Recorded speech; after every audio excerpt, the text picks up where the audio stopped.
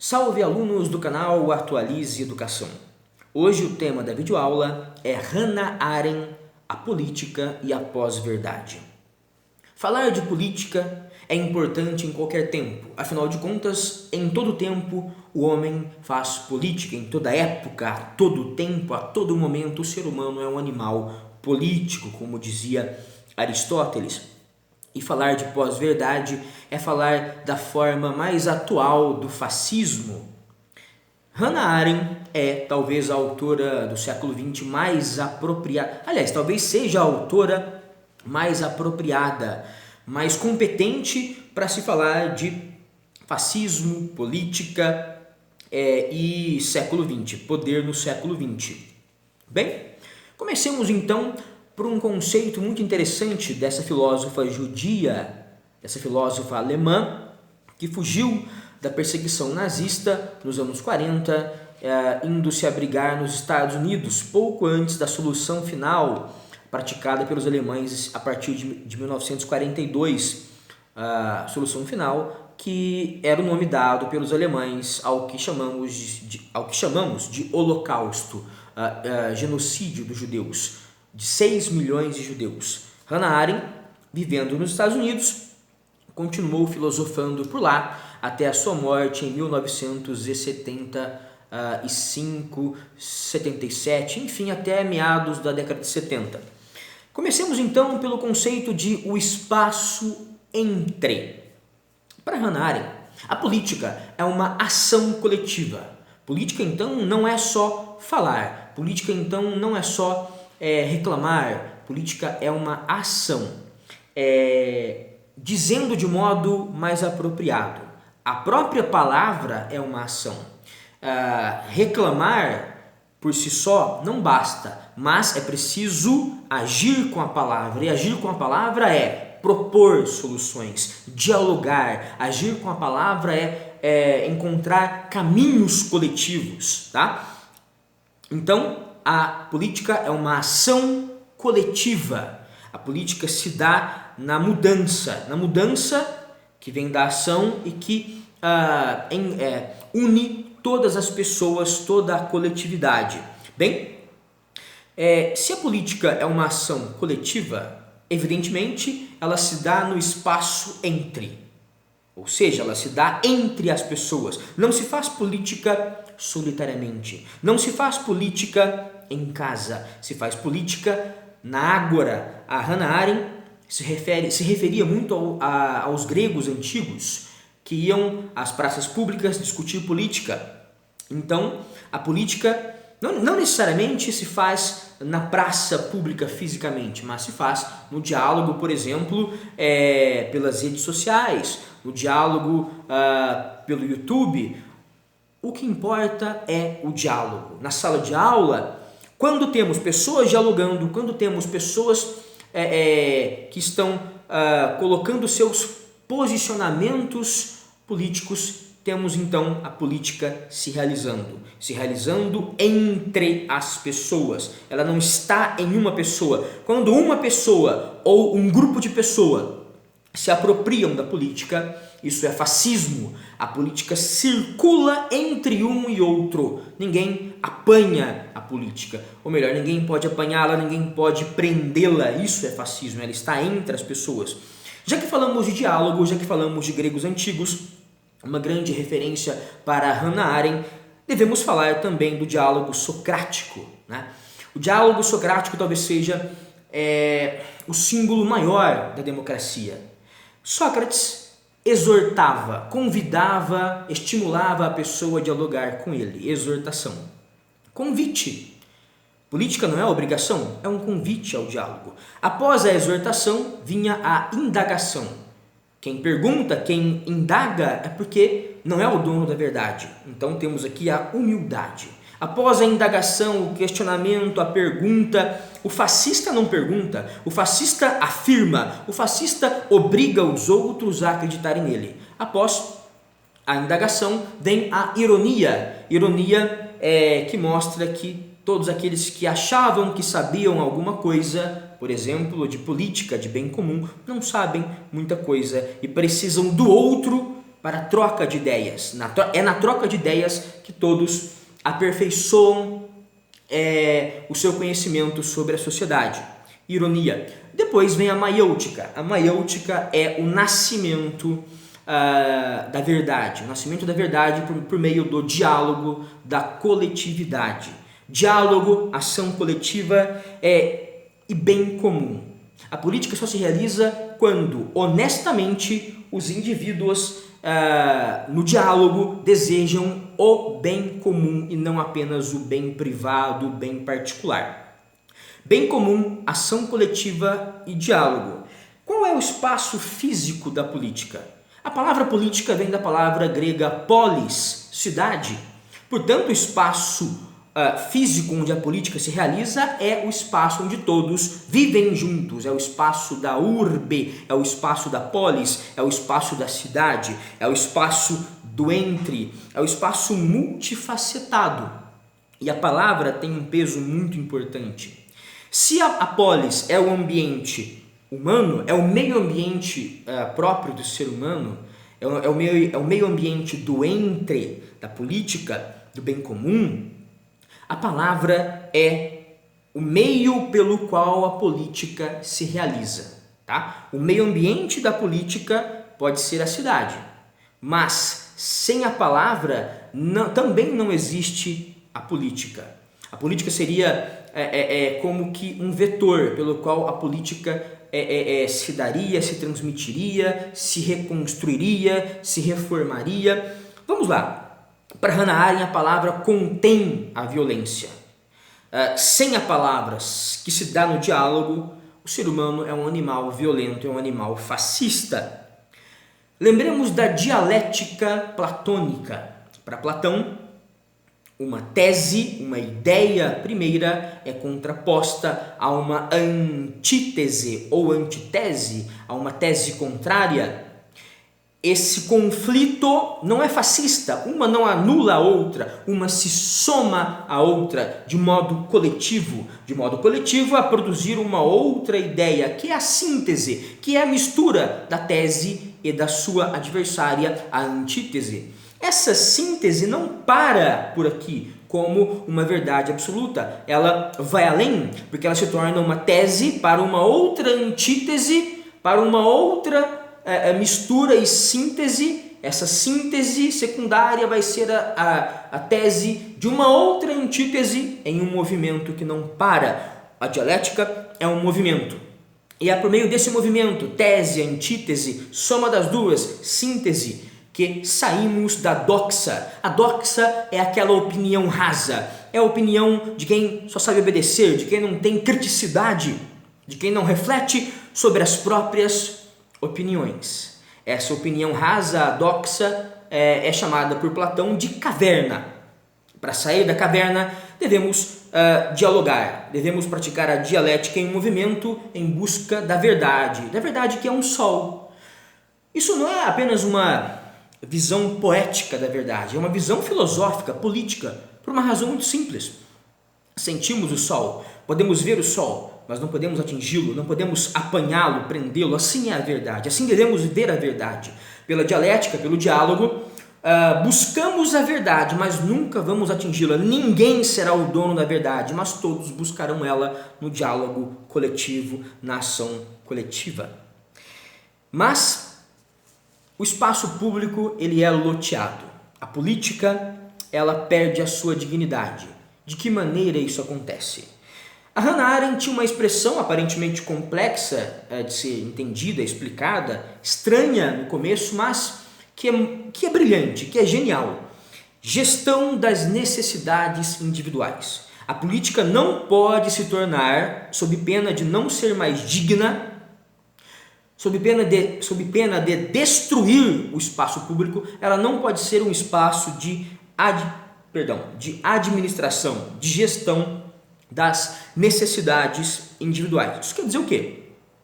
O indivíduo está sentado no seu sofá, assistindo ao telejornal e dizendo: olha, o meu filho tem uma escola pública e nós temos o SUS, o Sistema Único de Saúde, nós temos um auxílio financeiro, Bolsa Família ou coisa parecida, e portanto não me importa se os políticos roubem, desde que eles façam. É a política de quem não dialoga, de quem não discute, de quem não reflete, de quem não pratica a reflexão. Isso é apolítica. A negação, ausência, isso não é política, isso é a gestão das necessidades individuais. Os indivíduos têm necessidade de comer, de ter segurança, de ter uma escola pública, de ter um hospital público. E quando isso acontece, basicamente, esse indivíduo entra em uma zona de conforto e passa a entender que a política é uma coisa feita só pelos deputados, só pelos senadores, só na televisão. Não, isso para Hannah Arendt é a morte da política. A política digna é a política da liberdade. Todos temos liberdade para exercer a criticidade, criticar, refletir, colocar antíteses, para que cheguemos a novas sínteses, promover o diálogo. Esqueçam aquela imagem do cara sentado no sofá e dizendo: a política é uma coisa suja, é para os outros, eu não me meto com isso. Cara, política é uma coisa para todos, é uma coisa da polis. Sem a política não existe ser humano, não existe humanidade. Bem, se a política se exerce pela liberdade, pela criticidade, ela se exerce pela pluralidade. Pluralidade. O que seria isso? O que seria esse princípio? Vidas individuais, coletivamente, dialogando, discutindo e fazendo política. Nesse sentido, deveríamos todos nós estarmos, enquanto vidas individuais, discutindo, por exemplo, a criminalização da homofobia. Parece que o povo brasileiro, para citar um exemplo mais geral, não se incomoda genericamente, geralmente, com isso, porque acha que a política é apenas saúde pública, educação pública de qualidade mais ou menos e Bolsa Família e algum auxílio financeiro.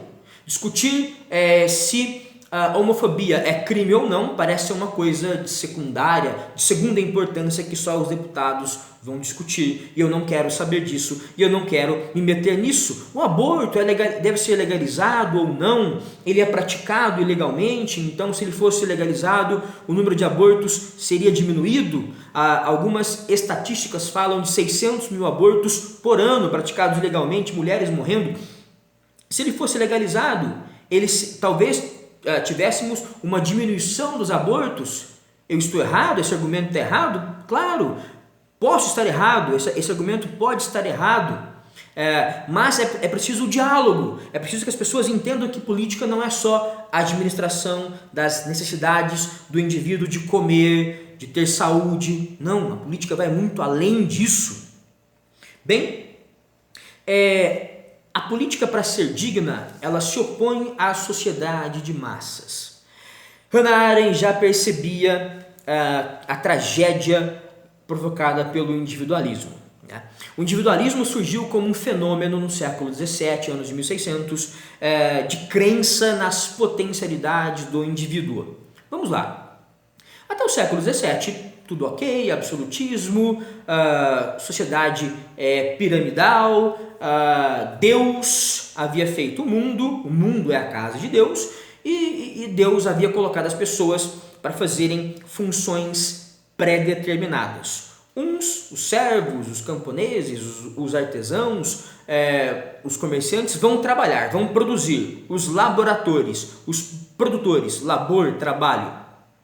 Outros vão ser os proprietários de terra, que vão proteger os reinos, proteger os feudos. Outros vão ser os oratores, aqueles que vão rezar, aqueles que vão cuidar da guerra espiritual. O rei vai proteger o reino, vai cobrar impostos, não vai ser questionado, cada um nasce com um destino pré-determinado.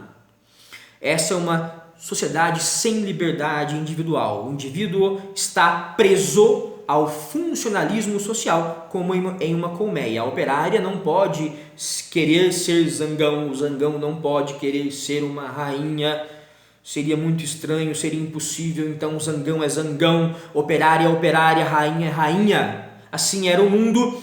Então o individualismo dentro do iluminismo, começou a destruir essa pirâmide de baixo para cima. Lembremos de John Locke. É fundamental que os governos garantam 3 direitos, que são direitos natos. Todo ser humano nasce com esses direitos: direito à vida, à propriedade privada e à liberdade. Em nome da liberdade, do individualismo, reis perderam suas cabeças. Bem, esse individualismo deveria gerar um indivíduo singular, indivíduos livres para pensar, para refletir, para rezar, para fazer política. Mas o que aconteceu a partir de meados do século XX, aliás, ao longo do século XX? Vários pensadores, inclusive a Hannah Arendt, perceberam que essa sociedade de indivíduos passou a ser uma sociedade de massas. Eu tenho indivíduos que pensam igualmente.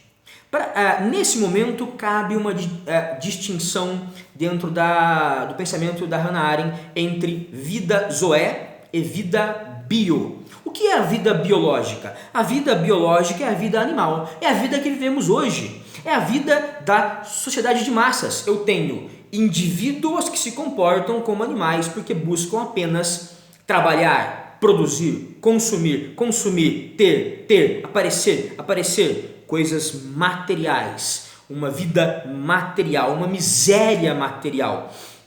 Consumismo, produção, a saúde vem apenas para reforçar uma maior produtividade, uma vida mais longa para que o consumismo se estenda por mais tempo. Enfim, nos tratamos como animais. Vida biológica. Em oposição a isso, a vida zoé. O que é a vida zoé? É a vida refletida. É a vida ética. Ética é a reflexão de dentro para fora que cada indivíduo faz sobre os valores sociais. Um indivíduo ético que vive pela vida zoé é um indivíduo que reflete, por exemplo, sobre os valores do consumismo. Autonomia. Não é fazer apenas as normas para si mesmo. Eu mesmo. Nomia, norma. O indivíduo autônomo não é aquele que é egoísta e faz as suas próprias regras e apenas isso. Não. O indivíduo autônomo é aquele que questiona as normas, as tradições, os comportamentos sociais. A moral é o comportamento externo. Esse indivíduo autônomo, ético, tem a criticidade, tem a reflexão. Ele julga. Para Hannah Arendt, o julgamento, para Kant também, é a forma mais elevada de usar a razão, da utilização e do uso da razão. Julgar entre o bem e o mal, o errado e o certo, julgar se o consumismo é a lógica da vida. A vida é consumir, a vida é ter, a vida é comprar, a vida é conquistar bens materiais, ou a vida pode ser algo além disso? Para Hannah Arendt, então, na sociedade de massas, todos os indivíduos não são singulares, não são indivíduos, são iguais, são peças, são como que espécimes de um grande rebanho de ovelhas que só sabem produzir, consumir, enfim.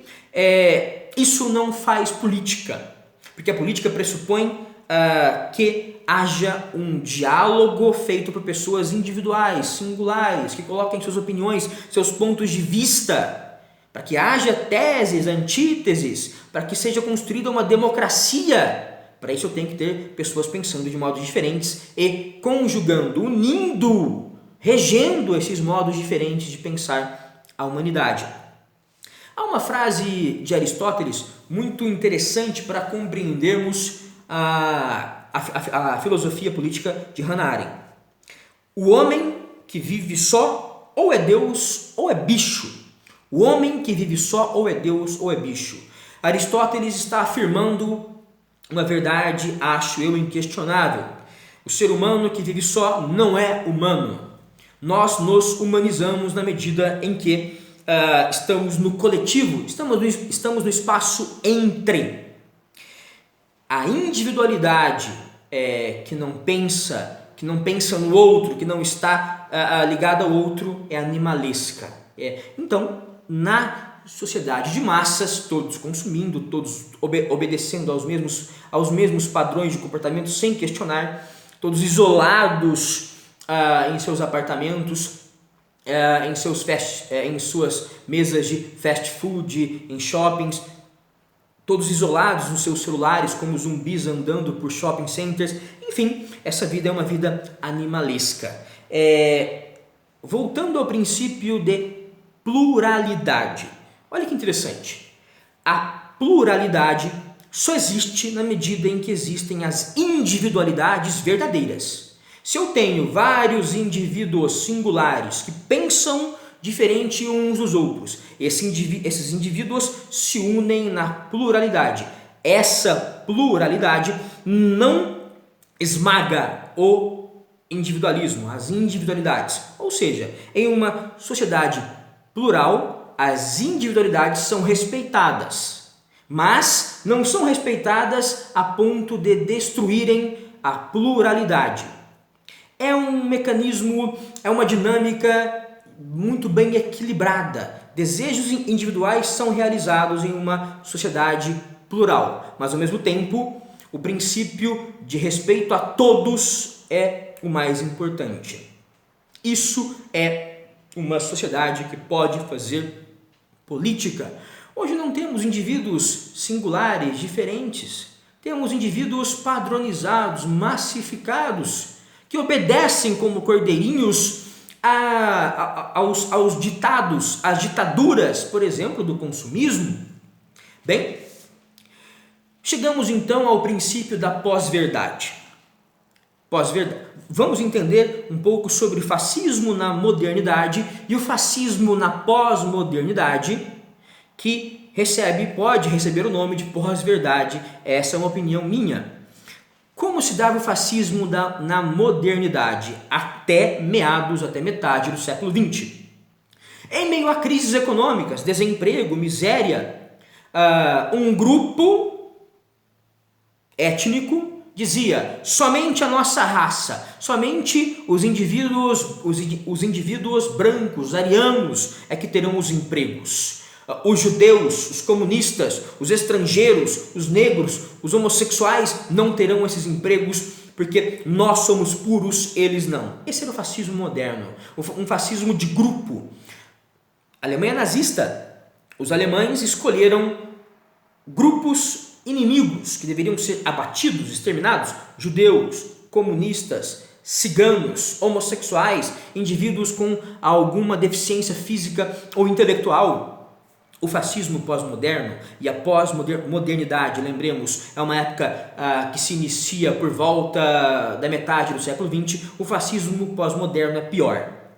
Basta que exista o outro. O outro é meu inimigo. Na pós-verdade, que é o fascismo pós-moderno, eu não creio na ciência, eu não creio na religião, eu não creio na política, eu não creio no argumento, no diálogo, eu só creio na minha opinião. O que eu acho é verdade. E o que eu acho está muito ligado aos meus interesses particulares. Todo aquele que se opuser entre mim e os meus interesses particulares deverá ser destruído, deverá ser considerado um inimigo, deverá ser humilhado como um inimigo potencial e real. Bem, é impossível discutir com um fascista que vive dominado pela pós-verdade. Porque se você apresenta a ele a ideia de que a Terra é redonda, ele vai dizer: não, eu acho que a Terra é plana. Se você apresenta a ele uma discussão política sobre o que é a esquerda, sobre o que é a direita, sobre os pontos positivos e negativos do liberalismo, do neoliberalismo, do socialismo, da social-democracia, ele simplesmente vai dizer: vai para Cuba, foda-se você. Esse cara é um fascista que acredita apenas no que ele quer acreditar. Esse é o pior cego. E o fascismo hoje, repito, não precisa de um partido, não precisa de uma estrutura política montada como Goebbels fez, dominando a imprensa. Não, o fascismo ele precisa apenas de nós, de cada um de nós, querendo acreditar apenas naquilo que nos convém. O fascismo hoje é um fascismo pior, mais difícil de ser combatido porque ele está não em um partido. Quando os americanos e russos invadiram a Alemanha, destruíram o partido nazista, desestruturaram a política fascista e o nazismo acabou. Porém, hoje, onde está o fascismo? Está no Reichstag? Está nos esconderijos de Hitler? Está em Hitler? Não, está em todos nós. Hitler está em todos nós que acreditamos apenas na pós-verdade e com isso queremos apenas enxergar no outro um inimigo a ser destruído. Por fim, finalizando esta videoaula, Hannah Arendt nos deixava uma mensagem de esperança. Ela dizia: o milagre do outro. A cada nascimento de um indivíduo humano nasce uma nova esperança, nasce a possibilidade de se pensar diferente, nasce a possibilidade de se pensar no outro, nasce a possibilidade de se fazer política.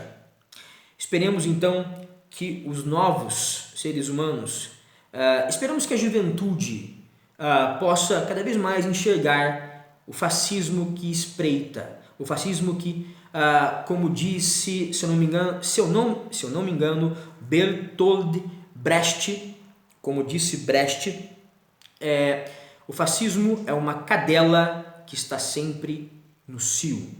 O fascismo é uma cadela que está sempre no cio. Se não foi Brecht a dizer isso, me perdoem, mas isso é a mais pura verdade. Uma cadela que está sempre se reproduzindo, está sempre, no caso da pós-verdade e dos tempos atuais, está dentro de nós. É preciso vigiar essa cadela, é preciso matar os seus filhotes no ninho, é preciso matar esse animal que existe em cada um de nós. Esperemos, e somente para Hannah Arendt, a juventude e os que virão após a gente terão maior chance de realizar essa tarefa. Muito obrigado, até a próxima videoaula.